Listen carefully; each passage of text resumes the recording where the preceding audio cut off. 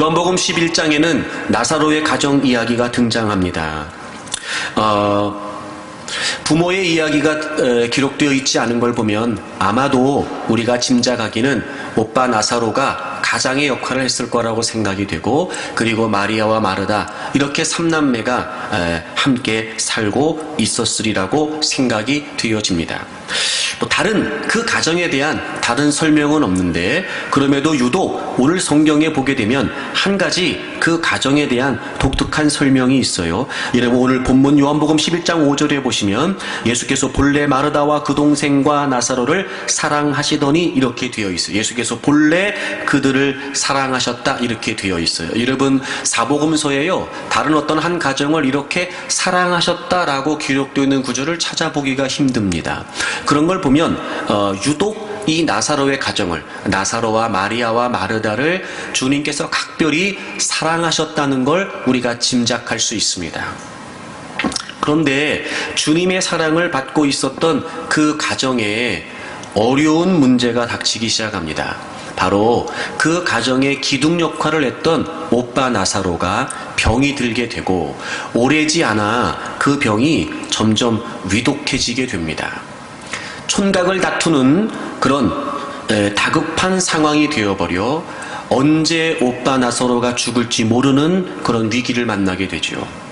그래도 그들에게는, 마리아와 마르다에게는 예수님이 우리 오빠의 병을 고치실 수 있겠다 싶은 믿음이 있어 그들은 예수님에게 도움을 요청하게 됩니다. 주님, 우리 오빠가 병들었습니다. 주님께서 사랑하시는 자가 지금 병들었습니다. 그들은 이런 마음이 있었습니다. 주님께서 우리 오빠를 좀 고쳐주시면 좋겠다. 아니, 단순한 그런 마음이 아니었고요. 주님이시라면 분명히 자신의 오빠를 병에서부터 고치실 수 있을 것이라고 하는 믿음이 그들에게 있었습니다. 그런데 참 놀랍지요, 여러분. 우리가 주님을 향한 믿음을 갖고 있음에도 불구하고요, 그 믿음이 제한되는 그런 안타까운 상황도 경험하게 됩니다. 이런 겁니다. 그들이 지금 상황에 근거한 기대만을 갖고 있었던 겁니다. 그들이 어떤 기대를 갖고 있었는지는 예수님이 그들의 집에 오셨을 때의 반응을 통해 우리는 엿볼 수 있습니다. 그렇게 주님에게 도움을 요청했는데 주님은 어찌된 일인지 이틀이나 더 계시던 곳에서 지체하십니다. 주님이 의도를 갖고 계셨던 것 같습니다. 그리고 그 사이 오빠 나사로는 죽지요. 그리고 예수님께서 나사로의 가정에 오셨을 때는 나사로가 죽은 지 나흘이나 지나서였습니다. 그리고 그들 한결같이 마리아도 마르다도 주님이 그 집에 당도하셨을 때 이야기합니다. 주님이 여기 계셨다면 우리 오빠가 죽지 않았을 겁니다. 그러니까 그들의 기대는 무엇이었냐면 병석에 누워있는 오빠 나사로를 고쳐달라는 거였습니다. 그것이 그들의 기대였습니다. 그들의 기대는 자신들이 지금 직면하고 있는 이 다급한 상황, 정말 위기라고 생각했을 겁니다. 오빠 나사로가 죽으면 자기들은 이제 살 수 있는 희망을 잃어버리게 되는 겁니다. 여러분, 이 당시에는요, 여인들끼리 산다는 건 도무지 상상이 안 되는 때였습니다. 삶 자체가 불가능해지는 겁니다. 그러니 얼마나 그들은 두려웠을까요? 얼마나 불안했을까요? 그래서 주님에게 도움을 요청했는데 주님은 어찌된 일인지 마치 그들의 요청을 외면이라도 하시듯 오빠 나사로가 고침받기는커녕 그냥 그 병 때문에 죽어버리고 만 겁니다. 그러니 주님이 당도하셨을 때 그들이 그렇게 얘기하는 것도 어쩌면 당연한지도 모르죠. 그만큼 그들이 기대했던 바가 이루어지지 않게 되자 그들은 주님에게 더할 나위 없는 실망을 안게 되었던 겁니다. 하지만 여러분, 지난주에 우리가 함께 말씀을 나눴습니다만 그들의 요청을 들으신 주님께서 응답하지 않으신 것이 아니었습니다. 주님은 분명히 그들의 도움에, 그들의 요청에 응답하셨습니다. 여러분, 성경에 보면 이렇게 표현이 되어 있어요. 오늘 본문 11장 4절을 보세요. 예수께서 들으시고 이르시되, 예수께서 들으시고 이르시되.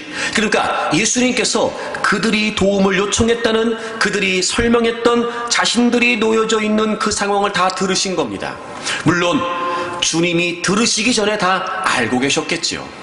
굳이 그들이 말하지 않아도 주님에게 요청하지 않아도 이미 그들이 어떤 상황이라는 걸 주님께서는 모르실 리가 없습니다. 그러나 왜 들으시고 말씀하셨다라고 기록했을까요? 주님은 그들이 그런 어려운 처지에, 그런 힘겨운 상황에 주님에게 도움을 요청했다는 사실을 외면치 않으셨다는 겁니다. 주님은 그들의 기도를 다 들으셨습니다. 주님은 그들의 도움을 다 들으셨습니다. 그리고 주님께서 말씀해 주셨습니다. 응답하셨습니다. 이 병은 죽을 병이 아니라 하나님의 영광을 위하며 하나님의 아들이 이로 말미암아 영광을 받게 하려 함이라. 이 병은 죽음으로 끝나는 병이 아니다. 이 병은 죽는다고 끝장나는 병이 아니야. 이 병을 통해 하나님의 아들 예수님이 영광을 받으시고 예수님이 영광을 받으심으로 말미암아 하나님께 영광이 될 거야 라고 주님은 분명히 응답하셨던 겁니다. 자, 보세요. 주님이 병들어 죽어가고 있는 자신의 오빠를 고칠 수 있다라고 그들은 믿었습니다. 그 믿음은 정말 놀라운 믿음입니다. 근데 희한한 것은 그 믿음으로 그들이 기도했음에도 불구하고 지금 그들의 믿음이 철저하게 제한받고 있다는 겁니다. 왜 그럴까요? 상황에 근거한 자신들의 기대 때문이었습니다. 하지만 여러분, 그 한계를 무너뜨리게 되면 보십시오.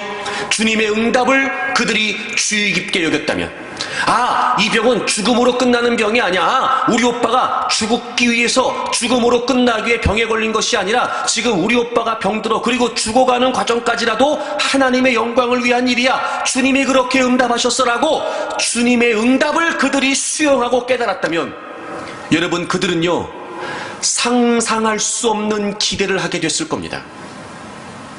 설사 오빠 나사로가 그 병 때문에 죽었다 할지라도 그들은 자신들의 기대를 뛰어넘어 주님의 응답을 분명히 수용하고 있었다면, 그래, 이 병이 죽음으로 끝나지 않는다고 그러셨어. 분명히 주님이 우리의 기도에 응답하셨지. 이 병은 죽는다고 하여 끝날 병이 아니고 오히려 하나님이 영광을 받으신다고 했어. 그런데 우리 오빠가 죽어버렸네. 아니, 그러면 죽음으로 끝나지 않는다는 게 이 상황에서 어떤 의미일까? 혹시 나는 지금까지 한 번도 본 적도 없고 도무지 나는 생각할 수조차 없는 일이지만 설마 혹시 죽은 우리 오빠를 예수님께서 살려주신다는 걸까? 여러분, 그들이 믿음이 있었던 건 분명했습니다. 하지만 자신들의 상황에 근거한 기대는 기껏해야 병들어 있는 오빠가 회복되는 것뿐입니다. 하지만 주님의 응답을 그들이 분명히 확신했다면 그들은 지금까지 자신들이 예측하지 못했던, 한 번도 보지 못했던 놀라운 하나님의 역사를 기대할 수 있었을 겁니다. 죽은 자도 살리실 수 있다는 건가? 우리 오빠는 죽었는데 죽음으로 끝나지 않는다고 응답하셨으니 그럼 우리 오빠를 다시 살려주시겠다는 걸까? 여러분, 병들어 있는 사람이 회복되는 것을 기대하는 것은 그 누구나 할 수 있는 기대이죠. 하지만 죽음으로 끝나지 않고 죽은 자도 살려주실 수 있다라고 하는 기대는 하나님의 응답을 수용하지 않고서는 가히 생각조차 할 수 없는 기대일 것입니다.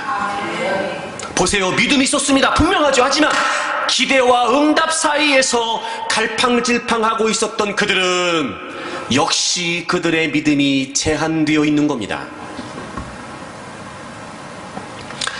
우리가 늘 기도하면서도 여전히 상황에 근거한 기대만을 갖고 있다면, 여러분, 그건 믿음이라고 말할 수 없습니다.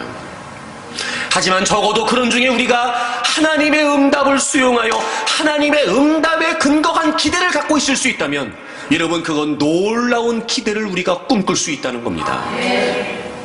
적어도 여러분, 우리가 기도한다면 우리에게 상황에 근거한 기대가 아니라 고작 상황에 근거한 기대, 즉 우리의 경험, 우리의 생각, 그리고 우리의 정보, 우리의 지식, 철저하게 그 안에 갇혀버린 그런 기대보다는 도무지 한 번도 생각해보지 못했던, 도무지 한 번도 예측도 하지 못했던 그런 놀라운 하나님의 응답으로부터 큰 기대를 가질 수 있게 된다는 거예요. 여러분, 우리는 늘 기대와 응답 사이에서 갈팡질팡하고 있는지 모릅니다. 어떨 때는 우리가 갖고 있는 기대가 믿음의 전부인 것처럼 생각하고 있는지도 모르죠. 그래서 우리는 끝났다라고 생각하면, 우리의 생각으로 끝났다라고 생각되면 그냥 다 포기하는 겁니다. 안 된다는 겁니다. 못한다는 거지요. 방법이 없다는 겁니다. 여러분, 한 번만 더 생각해 볼까요? 그럼 우리가 지금까지 하나님께 기도했다는 건 무슨 의미입니까? 제가 지난주에도 말씀을 드렸습니다만, 이 상황이 정말 안타까운 것은 기도를 안 한 것도 아니에요. 주님이 응답을 안 하신 것도 아닙니다. 그럼에도 불구하고 오빠가 죽었을 때 그들은 주님을 향한 원망만 갖고 있었습니다. 실망만 안고 있었다고요. 그러니 얼마나 안타깝습니까? 그들은 그들은 주님께서는 그들의 믿음을 보셨고, 그래서 주님에게 도움을 요청하셨을 때 주님께서는 분명히 그 일을 통해, 그 사건을 통해, 그 상황을 통해 어떤 일을 행하실지에 관해 응답하셨음에도 불구하고 마리아와 마르다는 그걸 깨닫지 못했다는 겁니다. 기도했습니다. 하지만 정작 의미가 없었지요. 주님께서 응답해 주셨습니다. 그런데 의미가 없었습니다. 사랑하는 여러분, 기대와 응답 사이에서 더 이상 여러분 갈팡질팡하지 마십시오. 기대를 넘어서십시오. 상황에서부터 우리의 시선을 하나님께로 옮기고, 과연 이 상황에 대한 하나님의 뜻은 무엇일까? 내가 이렇게 지금 다급해하고 지금 이 상황이 얼마나 나한테 위기인지 모르시지 않은 주님께서는 분명히 지금도 나의 기도를 듣고 계실 텐데, 내가 얼마나 애절하게, 내가 얼마나 절박하게 주님의 도우심을 구하는지 알고 계실 텐데, 과연 그 주님께서 나의 기도를 결코 외면치 않으시는 주님께서, 여러분 그거 아십니까? 우리가 죄악 중에라도, 우리가 범죄 중에라도 주님의 도우심을 구하고 은혜를 구한다면 주님은 결코 우리를 내치신 적이 없는 그 은혜의 주님이신데 말입니다. 우리가 힘겹고 어려운 처지에 주님의 도우심을 구할 때마다 외면하신 적이 없으신 주님이신데 말입니다. 적어도 우리가 위기라고 여기고 이 상황이 우리에게 큰 그리고 무거운 짐이라고 여겨 그 어디에도 하소연할 데 없고 그 어디에도 도움을 구할 데가 없어 주님에게 도움을 요청한다면, 여러분, 주님이 안 들으실 리가 없고 주님께서 응답하시지 않을 리가 없다는 겁니다. 그러니 여러분의 그 믿음이 제한받지 않고 발휘될 수 있도록 상황에 근거한 기대가 아니라 하나님의 응답에 근거한 기대를 꿈꾸십시오. 기대와 응답 사이에서 기대를 넘어서서 하나님의 응답을 구하십시오. 반드시 하나님께서 응답하실 겁니다. 문제가 뭐였냐면, 지난주에 그런 말씀을 드렸습니다만, 의사소통이 문제였어요. 의사소통이. 그러니까 그들은 기도했어요. 그리고 주님은 응답하셨지요. 근데 문제가 뭐였냐면 의사소통이 안 된 거였어요. 여러분, 소통이 중요한 이유는 교제가 지속되기 위해서는 반드시 의사소통이 있어야 되는 겁니다. 그러니까 모든 관계에서 의사소통이 제일 중요한 것은, 그것이 불가능하다면 교제도 불가능하기 때문에 그렇습니다. 여러분, 기도는 우리가 예수 그리스도의 공로를 힘입어 하나님 그분 앞에 나아가 하나님 그분을 만나는 것입니다. 그분을 만나고 그분의 말씀 안에서 우린 그분과 교제하는 겁니다. 자, 그럼 보세요. 응답 이전에 뭐가 분명해야 되냐면 주님을 만나는 게 분명해야 돼요. 응답 이전에 주님과의 교제가 분명해야 됩니다. 근데 우리는 문제에만 매여져 있는 채, 상황에만 매여져 있는 채 주님을 만난다, 내가 하나님 앞에 있다, 하나님과 교제한다, 하나님과 소통한다, 이런 의식으로 기도한다기보다는 그저 빨리 이 문제가 해결되기만을 기대하고 있는 거예요. 여러분, 우리가 하나님께 기도한다고 말하지만 솔직히 우리의 기대는 하나님이 아니고 그 문제가 해결되는 겁니다.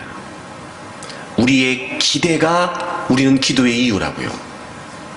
여러분, 그 패턴이 바뀌어야 됩니다. 그 기도가 바뀌어야 됩니다. 응답이라는 건 주님께서 응답하신다는 게 분명하다면 주님을 만나 주님과 교제하지 않고는 불가능합니다. 오늘 본문이 여실히 보여주고 있죠. 기도했습니다. 주님은 응답하셨습니다. 하지만 주님과의 소통이 없이는 그 어떤 놀라운 하나님의 뜻이 담겨진 응답을 하신다 하더라도 이들에게는 아무런 의미가 없어지는 겁니다. 그러니 여러분, 그들은 점점 기도가 무의미하다고 느낄 겁니다. 기도해도 소용없다고 얘기했죠. 왜냐하면 기도했는데 오빠가 죽었거든요. 주님에 대한 원망과 불신만 쌓였거든요. 차라리 기도를 안 했다면 모르는데 말입니다. 기도를 했음에도 불구하고 그들은 주님을 만나 주님과 교제하는 분명한 소통이 없었기 때문에 그들에게 그 응답은 무의미했던 겁니다. 응답 이전에 주님이라고 하는 걸 잊지 마세요. 성경에서 기도를 통해 많은 능력과 많은 역사를 하나님께서 기도의 사람들을 통해 행하신 행적들이 있는데 그런 여러 가지 행적들 중에서도 참 놀랍다 싶은 것 중에 하나가 뭐냐면 저는 늘 그 갈멜산에서의 엘리야를 떠올리게 됩니다. 결론부터 말씀을 드리면 닫혔던 하늘을 열어 그가 불을 끌어내리지요. 닫혔던 하늘을 열어 그가 물을 끌어내립니다. 야, 여러분, 엘리야는 그 갈멜산에서의 두 번의 기도를 통해 그렇게 놀라운 능력을 행했다는 겁니다. 먼저 그가 닫혔던 하늘을 열고 불로 응답을 받았던 그 장면 말입니다. 바알과 아세라 선지자 850명과 엘리야 한 사람이 대결을 하게 됩니다.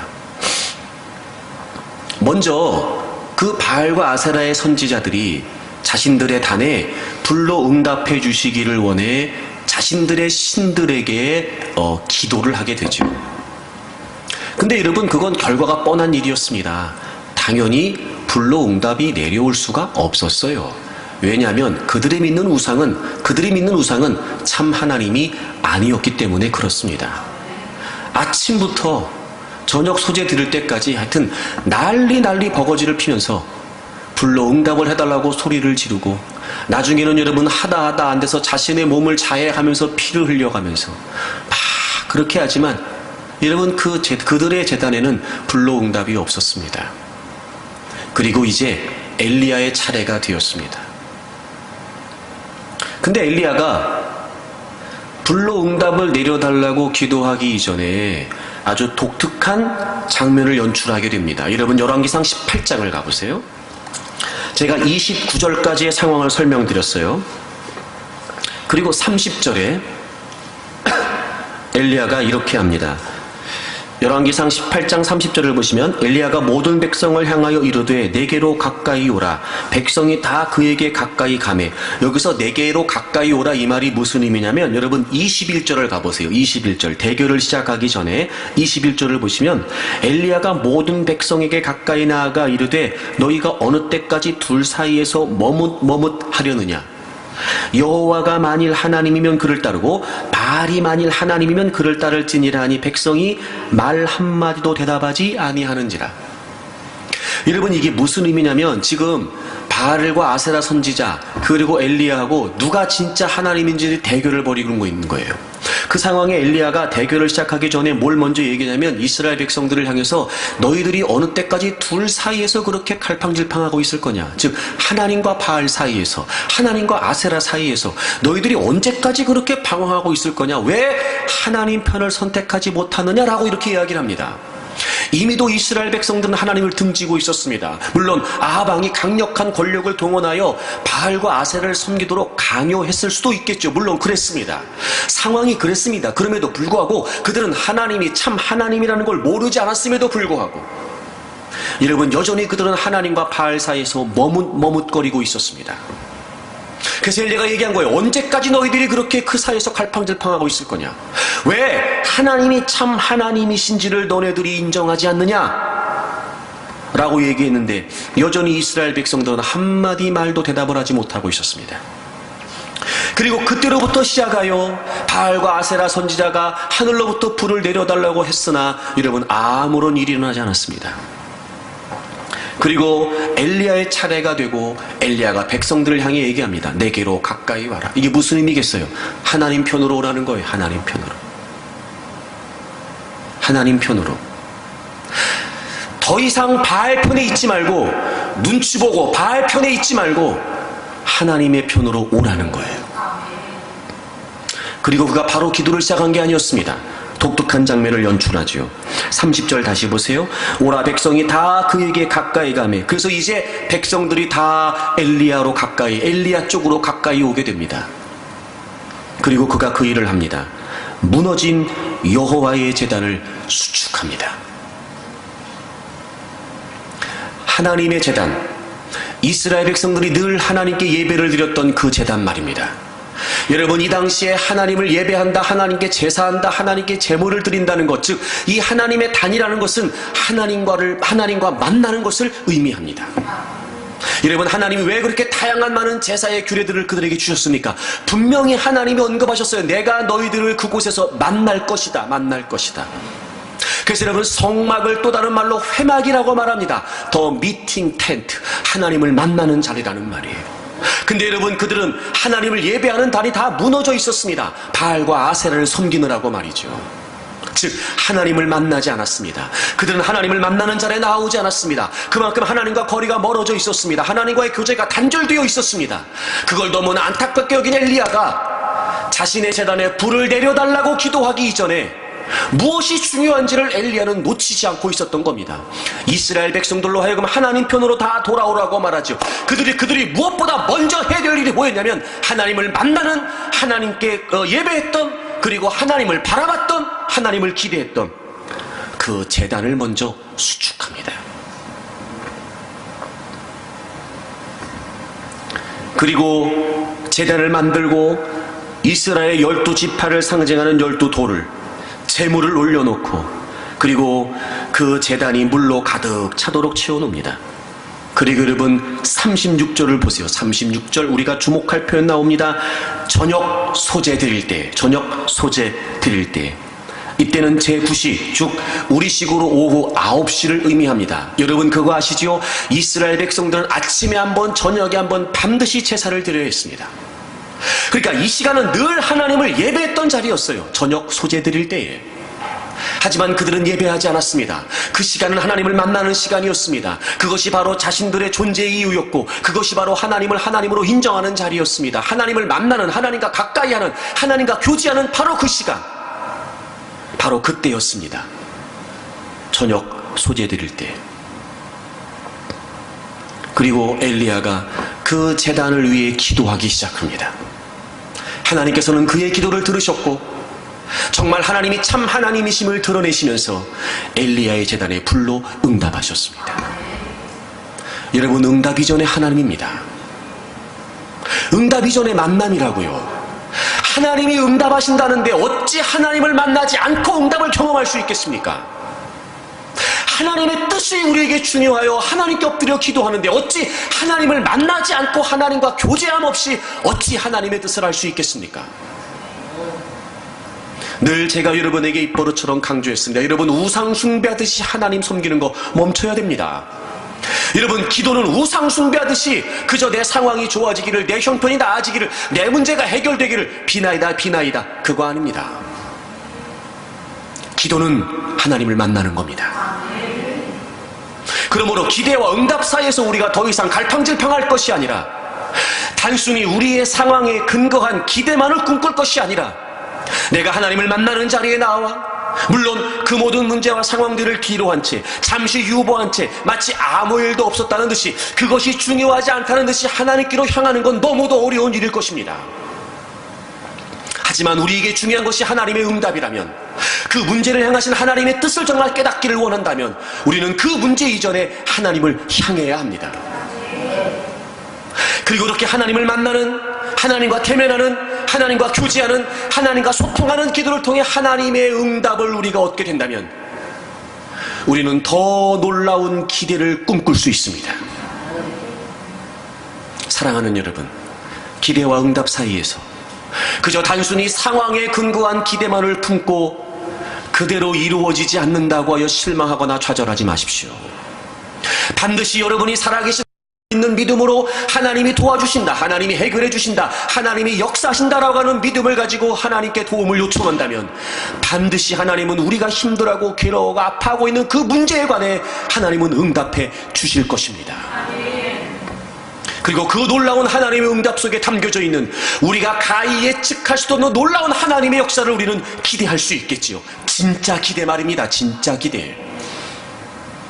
모든 사람들이 깜짝 놀랄 만한, 정말 우리의 기도가 하나님께 상달되어 정말 우리의 기도를 들으시는 하나님이 살아계시다라고 하는 사실을 모든 사람들이 목도할 수 있을 만큼 반드시 하나님은 우리의 기도에 응답하실 겁니다.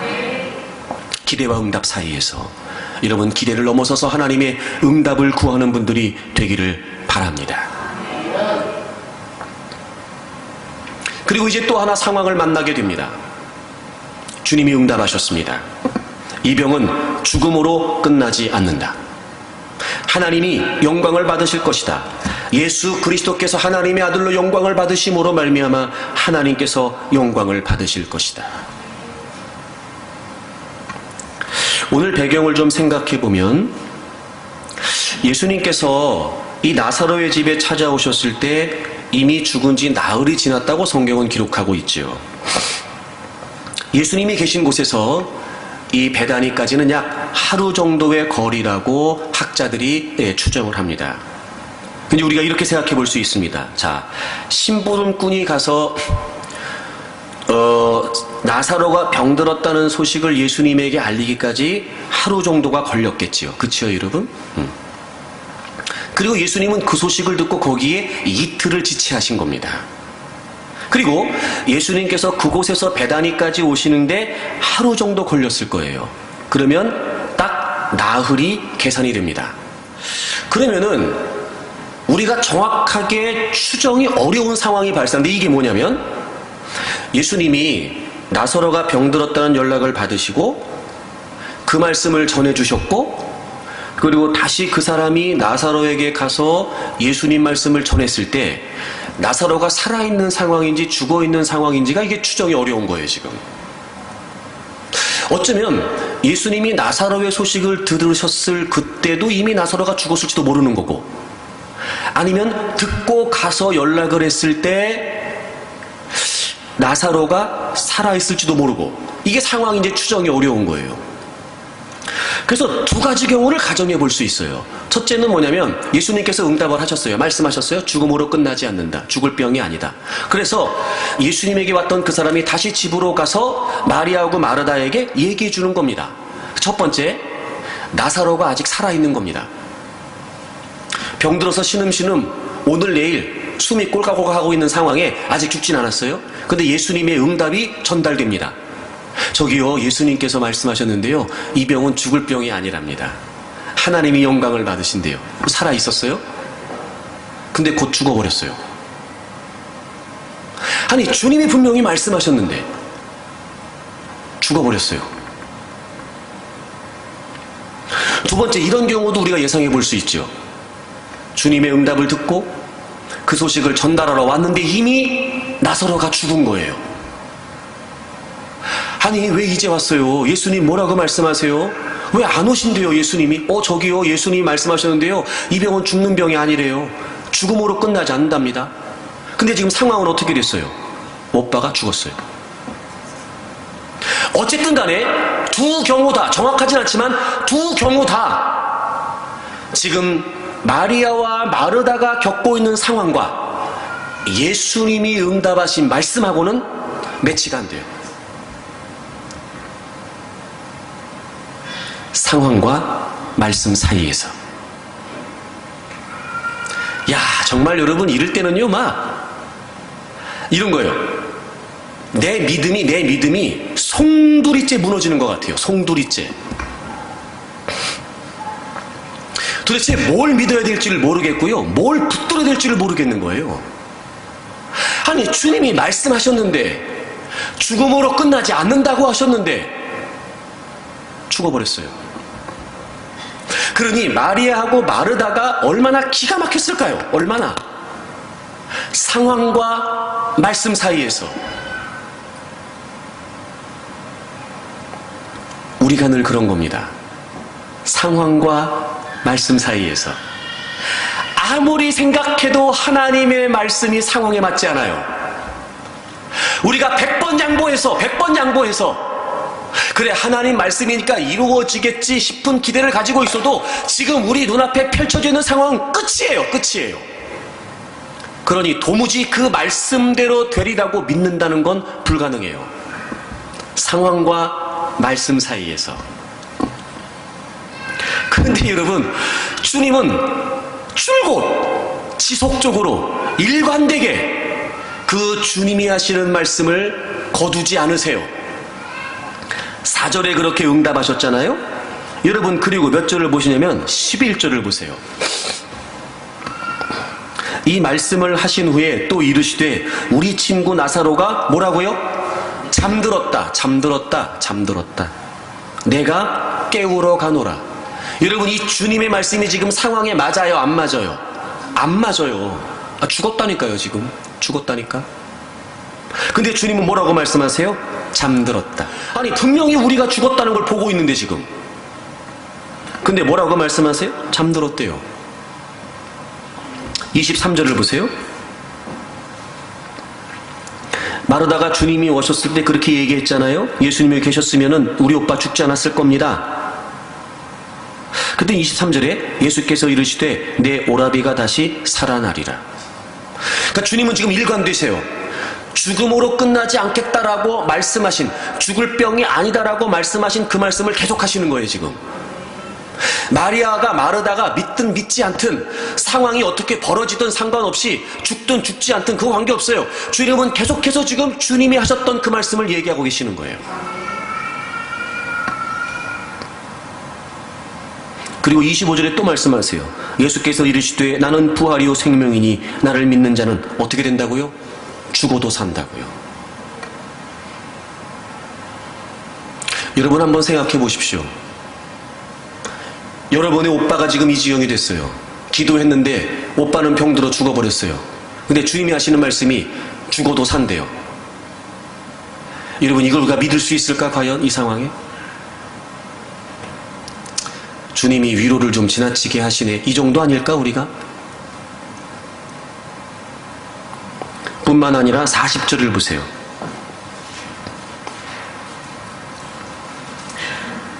(39절에) 예수님께서 나사로가 안치되어 있는 그 무덤으로 가셨어요. 그리고 돌을 옮겨 놓으라고 하세요. 그랬더니 마르다가 뭐라고 말하냐면 주여, 죽은 지가 나흘이 되었음에 벌써 냄새가 나나이다. 이게 무슨 말이겠어요? 이미 다 끝났다는 거예요. 왜 굳이 돌을 옮기냐는 거예요. 와, 여러분, 계속해서 주님은 일관되게 말씀하고 계셨고 계속해서 마리아와 마르다는 일관되게 안 믿고 있었어요. 여러분, 이게 상황과 말씀 사이의 괴리감이에요. 우리도 부정할 수 없습니다. 특별히 여러분이 나흘이라고 하는 의미가 굉장히 중요한데요.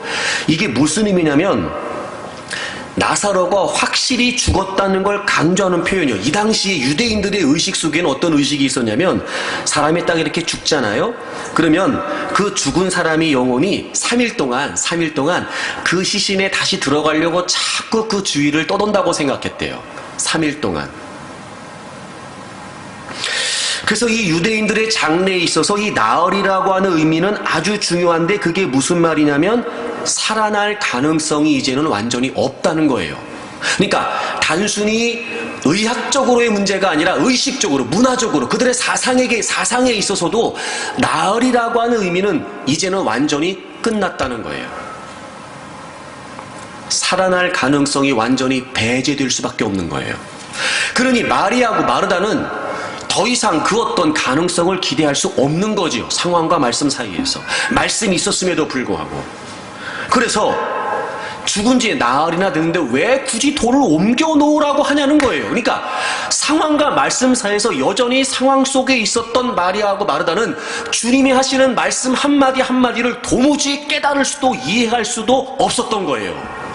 이해가 안 되는 거예요. 왜 돌을 옮기냐는 거예요. 지금 냄새는 풀풀 나고 이미 나흘 됐습니다. 무슨 말이죠? 끝났다는 거예요. 근데 40절에 주님께서 또 말씀하세요. 내 말이 내가 믿으면 하나님의 영광을 보리라 하지 아니하였느냐. 분명히 4절에 말씀하셨어요. 죽음으로 끝나지 않는다. 하나님이 영광을 받으실 것이다. 또 말씀하세요. 여러분 보세요. 상황과 말씀 사이에서 우리가 무엇보다 놓치지 말아야 될 사실은 주님의 말씀은 변하지 않아요. 어떤 상황에서도 주님의 말씀은 변하지 않아요. 주님의 뜻은 변하지 않아요. 그 일을 통해 주님이 행하시려고 하는 그 의도는 변하지 않아요. 4절에 주님께서 응답하실 때 이 병은 죽을 병이 아니라 하나님의 영광을 위함이다. 특별히 하나님의 아들이 이로 말미암아 영광을 받으시도록 받게 하려 함이라. 이 말은 다 목적을 의미하는 표현이에요. 목적. 그러니까 지금 오빠 나사로가 병든 목적이 뭐예요? 죽는 거 아니에요. 지금 오빠 나사로가 죽는 게 이유가 뭐예요? 죽는 게 이유가 아니에요. 지금 오빠 나사로가 병든 거, 지금 오빠 나사로가 죽은 거 이유가 뭐예요? 하나님이 영광을 받으시는 거예요. 그게 이유예요. 그게 목적이에요. 하나님의 의도. 그 사건 속에 담겨진 하나님의 의도가 뭐예요? 그를 다시 살리셔서 하나님이 영광을 받으시도록 하시기 위함이었어요. 그 목적. 그래서 주님께서는 그 목적에 의하여 말씀하신 거예요. 그러니까 보세요. 상황이 바뀌어도 죽든 죽지 않던, 주님이 그 말씀을 하셨을 때가 나사로가 살아있을 때였던, 나사로가 죽었을 때였던 관계없어요. 주님의 의도는 변하지 않아요. 주님의 목적은 바뀌지 않아요. 그러니 주님은 계속 말씀하시는 거예요. 그러나 마리아와 마르다는 의미 없다고 생각했어요. 상황에만 매여 있었어요.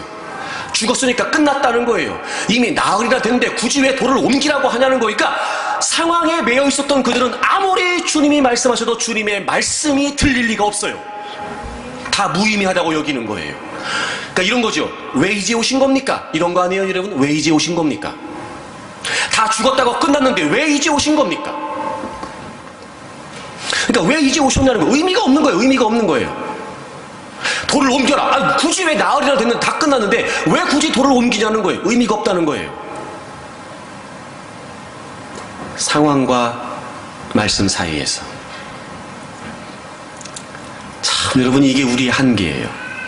우리의 한계. 제가 왜 그런가 봤더니, 여러분, 이 상황에 매이게 되면 우리는요, 주님이 어떤 분이시라는 것조차 잊게 돼요. 왜 그러냐면 그 상황이 우리가 적어도 문제라고 인식되는 건 지금 그 상황으로부터 주어질 우리가 예측하는 결과 때문에 우리가 지금 불안한 거거든요. 불안한 거예요. 두려운 거예요, 지금. 근데 그 상황에 근거한 두려움이, 그 상황에 매여있는 두려움이 얼마나 우리에게 치명적이냐면 주님이 어떤 분이신지를 놓치게 만들어요. 여러분, 상황과 말씀 사이에서 우리가 무엇보다 인지해야 되는 게 뭐냐면, 내가 그 한계를 갖고 있는 연약한 존재라는 걸 인정해야 돼요. 그걸 인정하지 않으면 절대 우리는 상황과 말씀 사이에서 말씀을 붙들 수 없어요. 왜냐하면 그 상황으로부터 주어질 수밖에 없는 결과, 그것이 우리를 두렵게 하므로 우리는 그 두려움에 휩싸여 주님도 주님으로 깨닫지 못하게 한다라는 연약한 존재라는 걸 인정해야 돼요. 세상은 나를 알고 적을 알면 이긴다고 말하잖아요.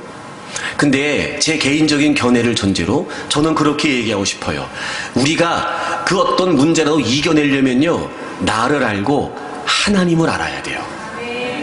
내가 어떤 존재인지, 나의 연약함, 그런 나의 연약함에도 불구하고 하나님의 완전하심, 이게 우리가 하나님의 말씀을 붙들 수 있는 비결이에요. 그런데 우리 연약함을 인정하지 않고 여전히 상황 속에서 내가 무엇인가를 해결할 수 있다고 발버둥을 치게 되면요, 그 상황에 우리가 매여져 우리는 점점 더 두려움에 빠지게 됩니다. 여러분, 곰곰이 생각해 보세요.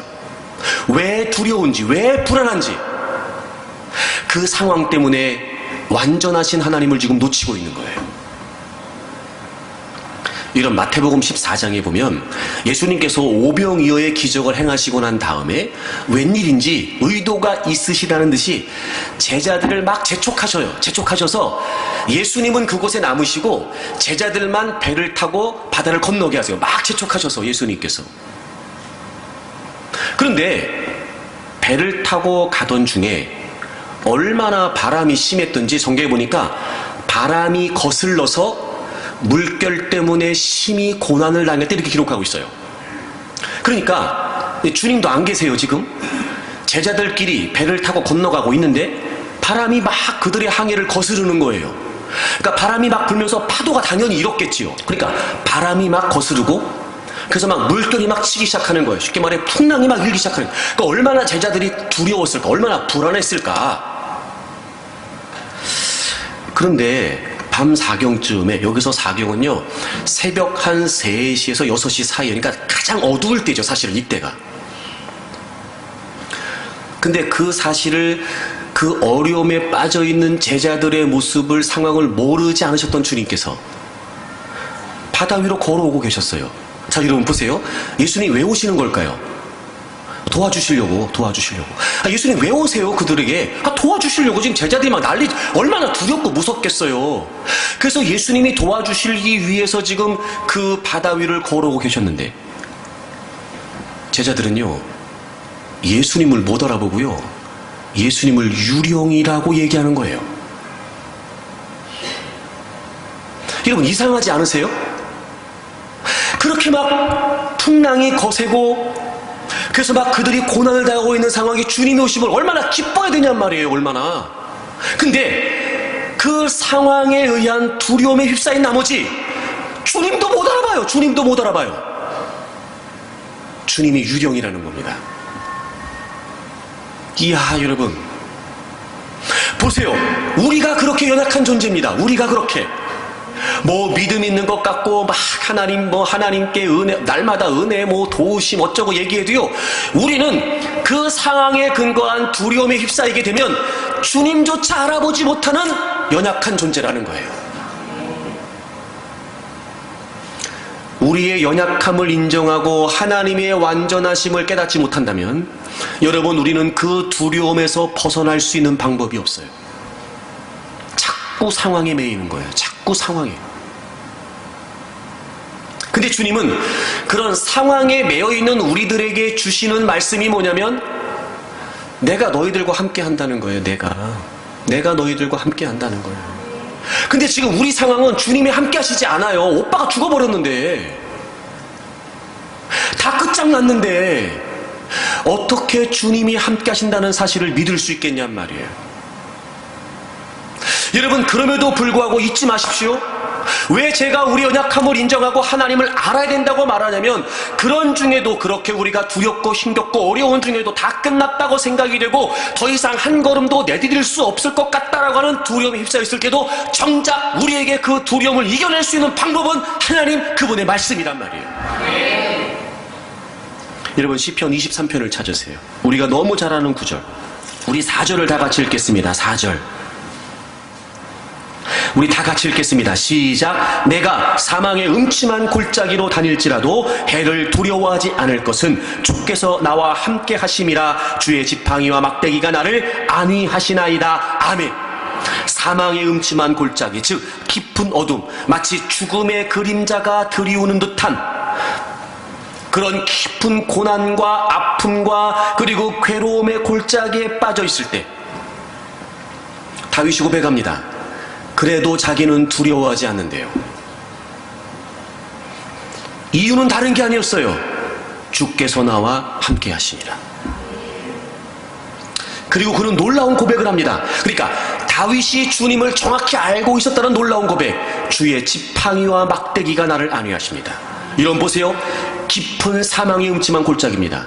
죽음의 그림자가 드리워져 있습니다. 다시 말해 우린 해결 못합니다. 근데 다윗은 주님을 정확히 알고 있었어요. 주님의 지팡이, 주님의 막대기, 즉 주님의 능력, 주님의 역사, 주님의 위대하심을 그는 알고 있었어요. 두려운 상황을 극복하는 것, 사망의 음침한 골짜기라고 하는 상황에 근거하여 그는 두려워할 수밖에 없었지만 두려워하지 않는데 왜요? 하나님을 알고 있었어요. 자신이 약한 존재라는 걸 알고 있었고 하나님이 어떤 분인지 알고 있었어요. 주님의 지팡이와 막대기, 주님의 능력, 주님의 보호하심, 주님의 위대하심, 주님의 행하심, 그는 알고 있었단 말이에요. 그가 이런 고백도 하죠. 여러분, 주님은 이런 분이세요. 시편 46편을 찾아보십시오. 시편 46편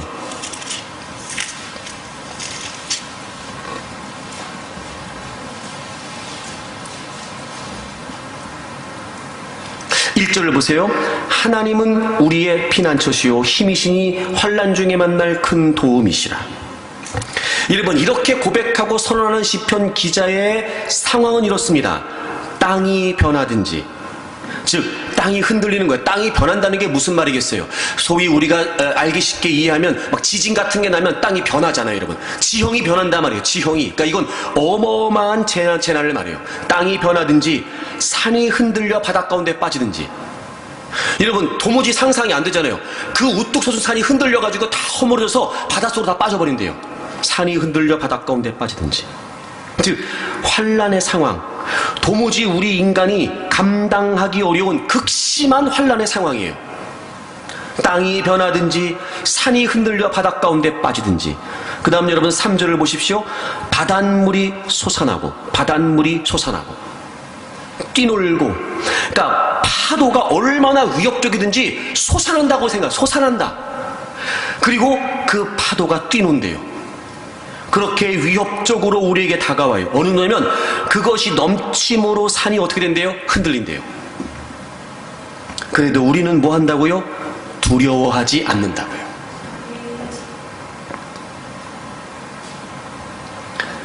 이게 무슨 말이냐면 2절과 3절의 내용과는 너무도 대조적으로, 그러니까 2절과 3절에서 느껴지는 그 두려움과 불안감과는 너무나 대조적으로 4절을 보세요. 한 시내가 있어 나뉘어 흘러 하나님의 성 곧 지존하신 이의 성소를 기쁘게 합니다.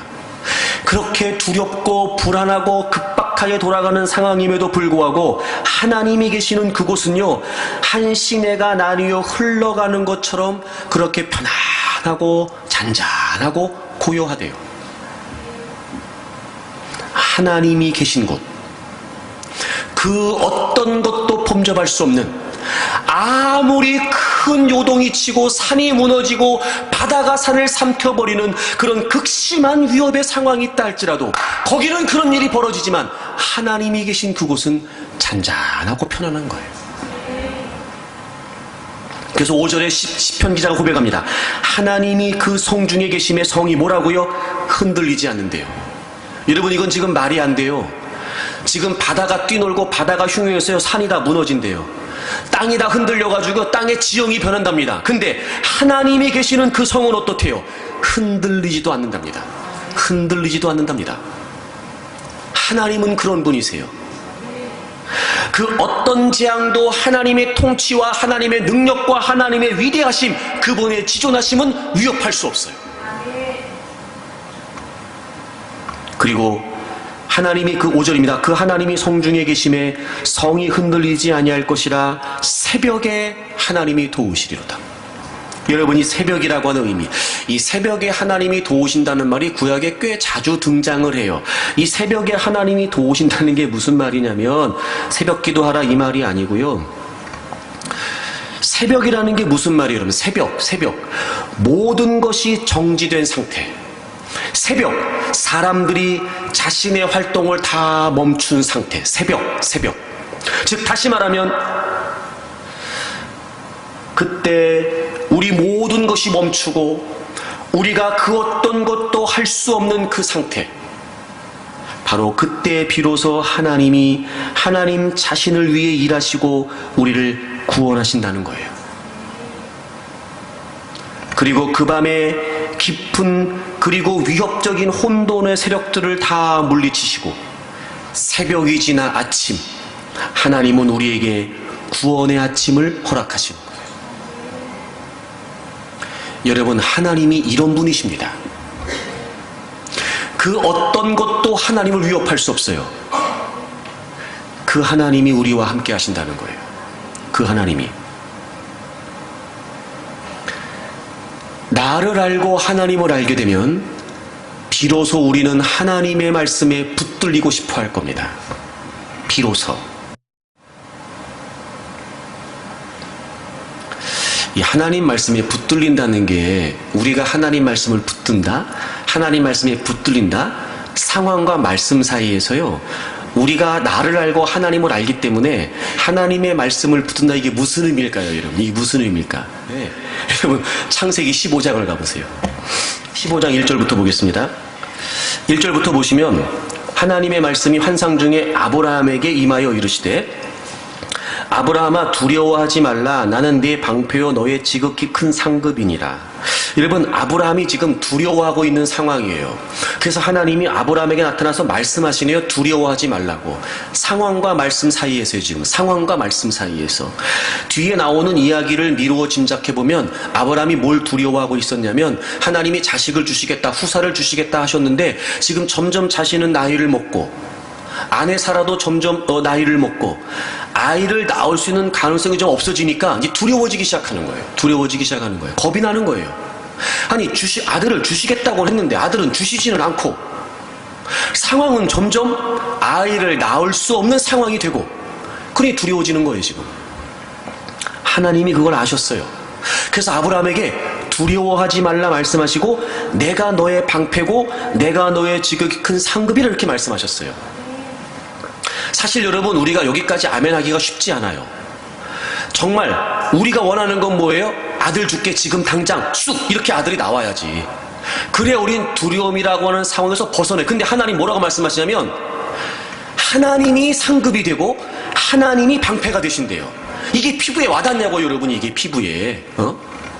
지금 나는 아들을 낳고 싶어, 아들을 낳는다고 하셨는데 아들을 낳을 수 없는 상황 때문에 두려워하고 있는데, 아니, 그 상황에 하나님이 상급이 되시고 하나님이 방패가 되신다는 게 이게 무슨 의미냐 말이에요. 이게 아무리 하나님이 그렇게 말씀하신들 상황과 말씀 사이에서 그 말씀이 우리에게 와닿을 수 있느냐? 저는 그게 참 어렵다고 생각이 돼요.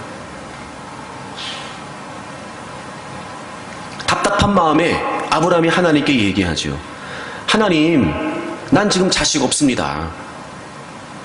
상속자는 엘리에셀 뿐입니다. 하나님이 3절 보세요.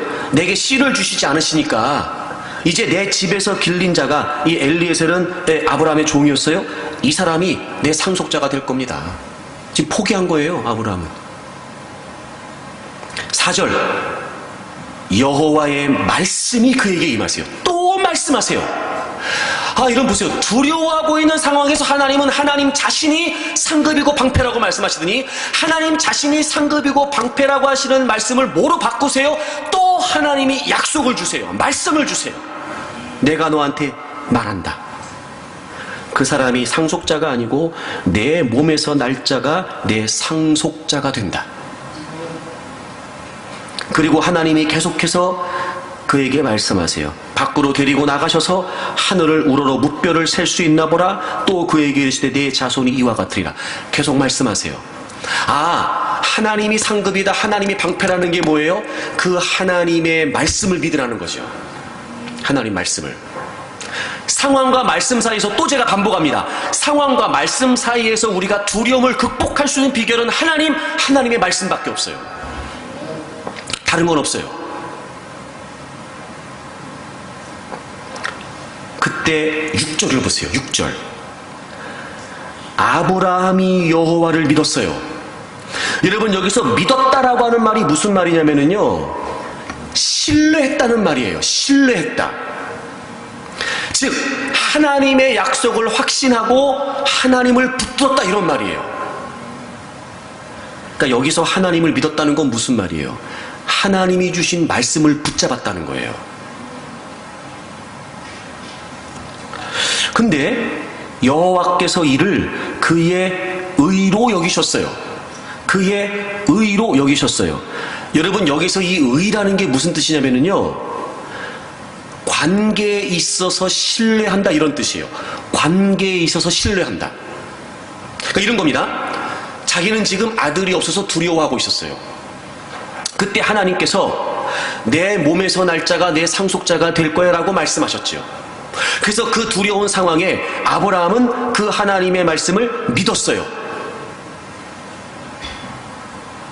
다시 말하면 자신은 지금 두려워할 수밖에 없는 상황이에요. 점점 자신의 몸은 생식이 정지되고 있어요. 기능이. 사라도 마찬가지예요. 아들을 낳을 수 있는 가능성이 없어요. 그래서 자신의 종이었던 엘리에셀이 후사가 될 거라고까지 지금 얘기하고 있어요. 그런데 하나님이 말씀하셨어요. 내 몸에서 날짜가 상속자가 된다. 지금 자신의 상황에 맞지 않아요. 근데 아브라함이 말씀하신 하나님과의 관계를 신뢰하여 그 말씀을 믿었고, 하나님께서는 그 아브라함을 의로 여기셨다는 거예요. 그의 믿음을. 다시 말하면 하나님의 말씀에 자신의 상황을 맡기는 거예요. 맡기는 거예요.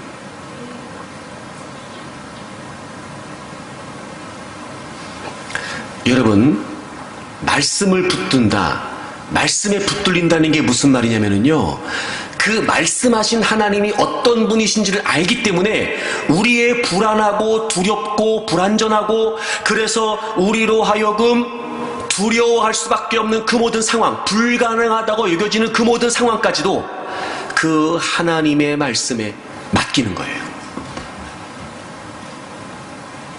그게 말씀을 붙드는 거예요.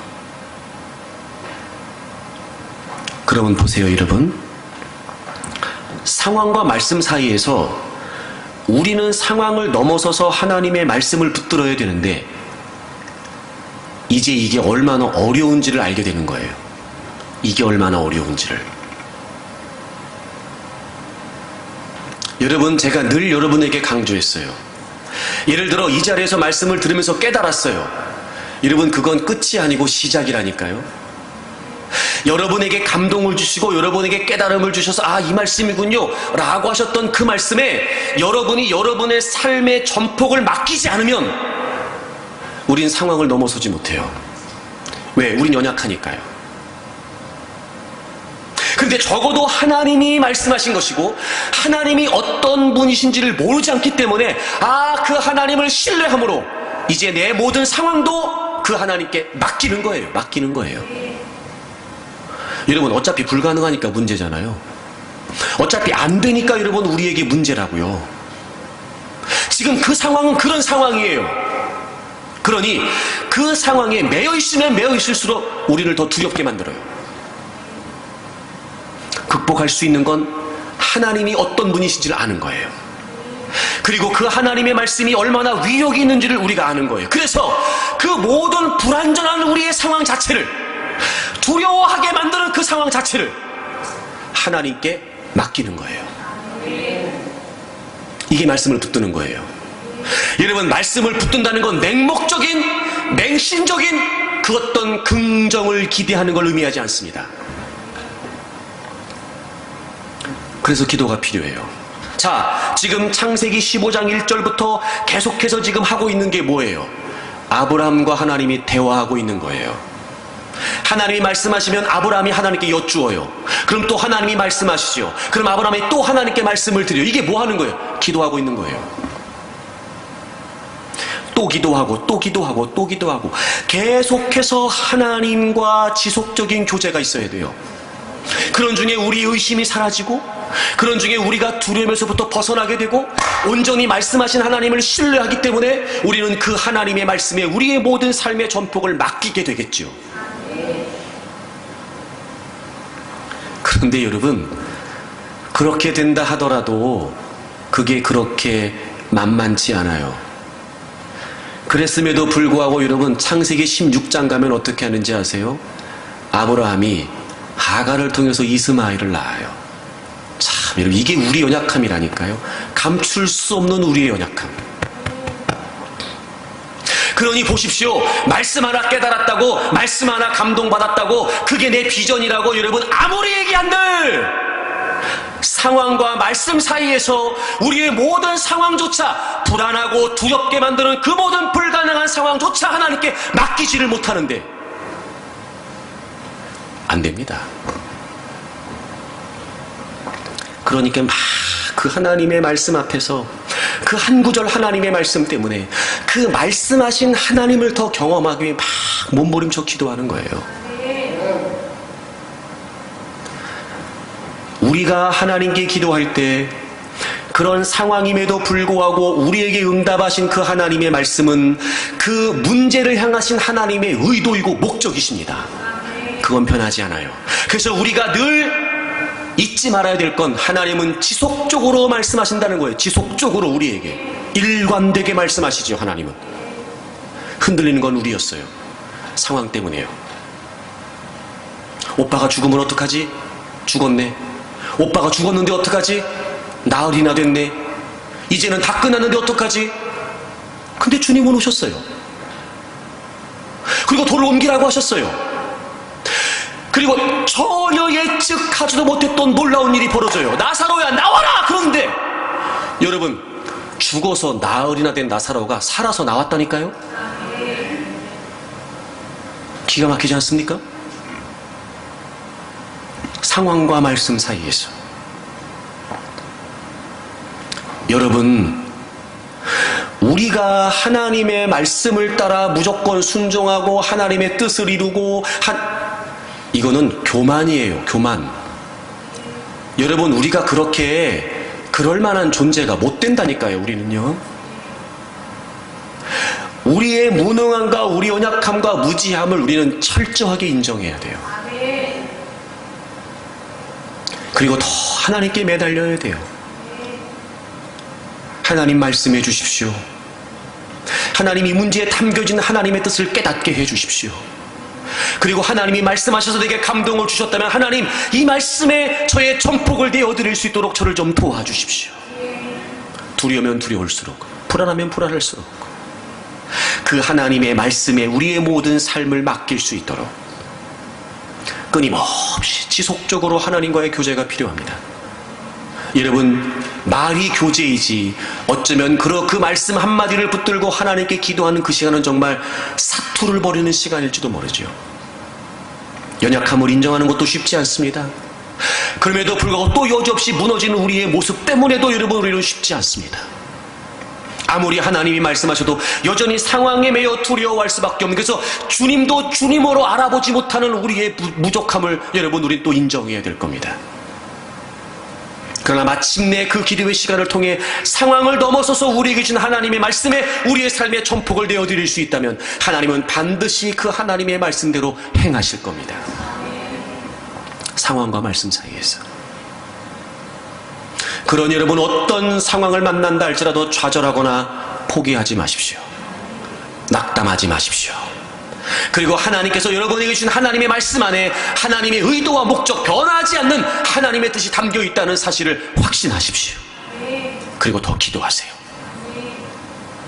여러분의 모든 것을 그 하나님의 말씀에 맡길 수 있을 때까지. 그리고 흔들림 없이, 변함 없이 늘 하나님께 엎드려 기도하면서 그 하나님의 은혜를 구하게 되면 반드시 하나님은 그 뜻대로 이루신다는 거지요. 우리는 부족하지만 완전하신 하나님께서 우리가 하나님 앞에 있는 시간 우리 또한 온전하게 하심으로 그 하나님의 일을 이루어 갈 수 있도록 이끌어 가실 겁니다. 여러분, 더 이상 상황과 말씀 사이에서 갈등하지 마십시오.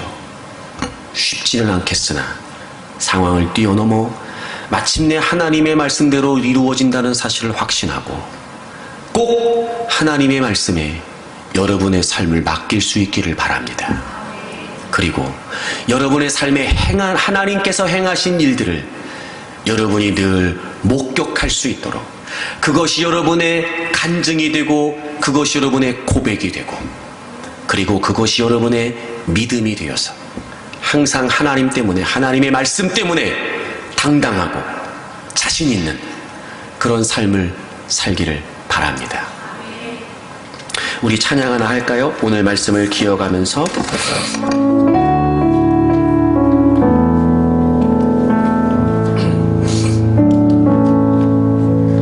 주여 우린 연약합니다. 우린 하를 힘겨워합니다.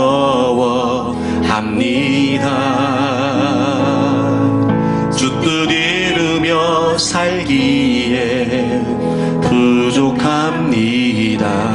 우리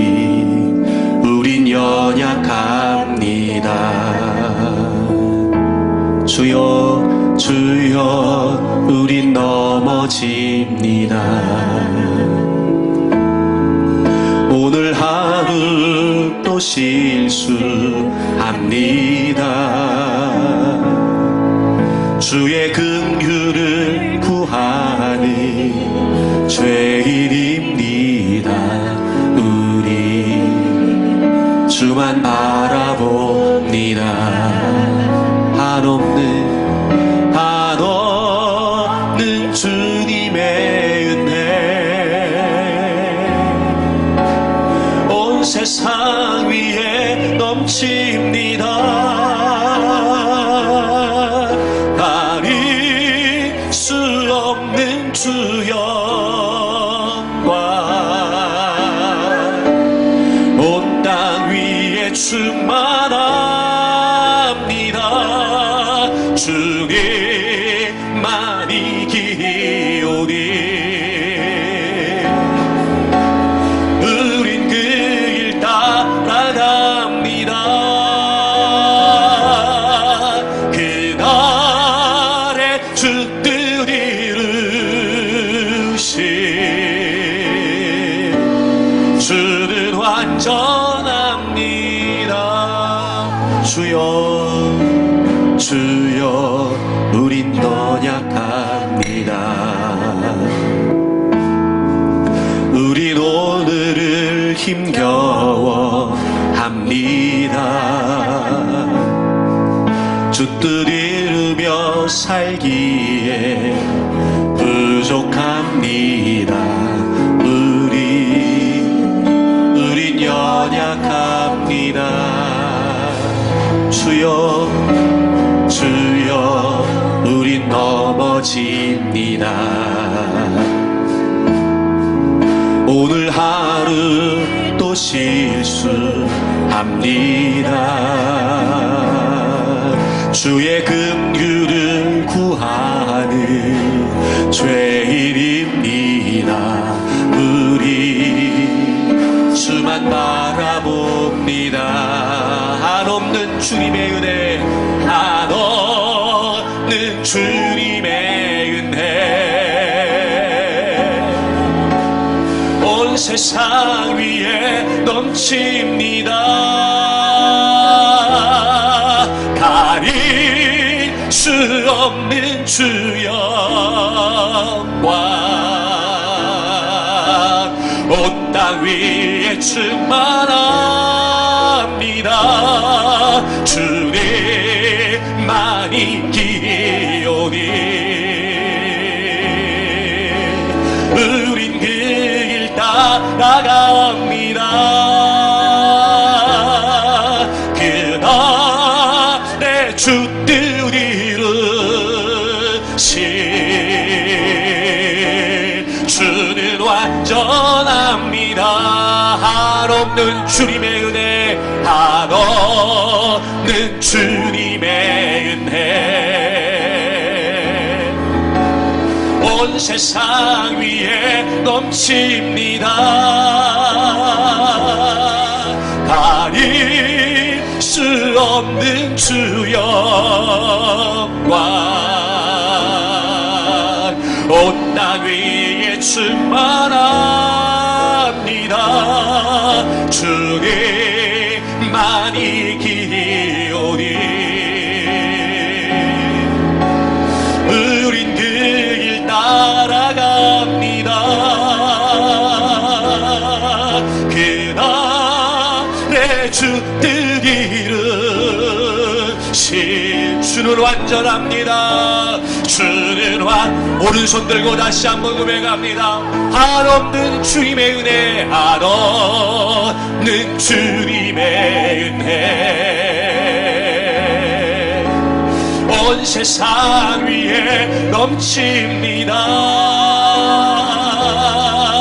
가릴 수 없는 주 영광 온 땅 위에 충만합니다. 주님만이 길이오니 우린 그 길 따라갑니다. 우린 그 길 따라갑니다. 그날 주들이르시 주는 완전합니다. 두 손을 높이 들겠습니다. 여전히 상황에 매여 있을 수밖에 없는 우리의 연약함, 그 상황 때문에 온갖 두려운 생각에 빠져버릴 수밖에 없는 우리의 무능함, 기껏 상황에 근거하여 우리의 생각과 사고를 뛰어넘지 못하는 한계에 사로잡혀 있는 우리의 무지함. 여러분, 우리는 그런 존재입니다. 하지만 상황을 뛰어넘을 수 있습니다. 우리의 하나님은 완전하십니다. 그분의 영광이 온 세상에 가득합니다. 그분의 은혜가 온 땅에 충만합니다. 그 어떤 것도 하나님의 통치하심을, 그 어떤 것도 하나님의 성취하심을 방해할 수 없습니다. 여러분을 인정하고 그리고 하나님을 바라보십시오. 하나님께서 이루실 그날을 소망하십시오. 여러분의 모든 삶의 전폭을 하나님의 말씀에 맡기십시오. 주여, 저희들이 상황을 넘어서고 싶습니다. 하나님의 말씀에 붙들려 하나님의 뜻을 이루어가고 싶습니다. 우리 큰 목소리를 주여 세 번 하고 통성으로 간절히 기도합니다. 주여, 주여,